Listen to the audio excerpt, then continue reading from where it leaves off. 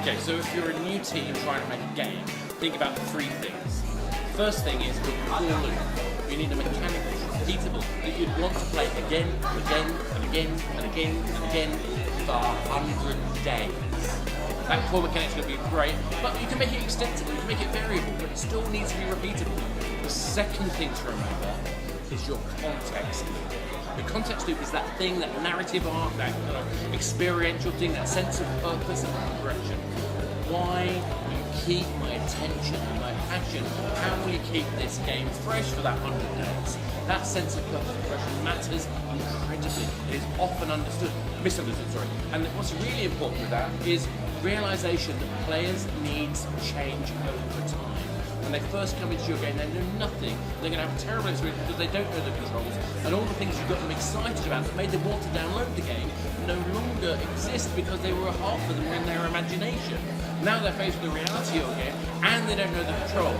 So you have to make sure you keep them happy and understand what makes them tick, and hold them, flow with them through their game process, and then they can start learning where that game fits into their lifestyle. It's not just about learning controls, it's about learning where the game fits in their daily routine.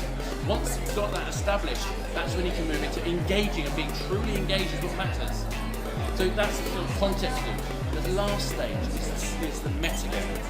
By metagame, I mean the things which are not the pixels. So I'm talking about social connections. I'm talking about understanding how the device works, how it fits into a watch scheme, the way I use my watch, the way I use my phone, the way I use my tablet. Whatever devices you're using have to be appropriate to the game design. They have to fit and make sense to the experience. And you have to be very careful about how you control. Even things like when you have a tablet, knowing that if you have 2 people playing on a tablet, the screen doesn't know who's pressing what part of the screen. So if we have a token game where I'm flicking my ball against your ball, I can cheat by stealing the whole tablet, and that becomes gameplay. So remember those 3 things: core loop, context loop, and metagame loop.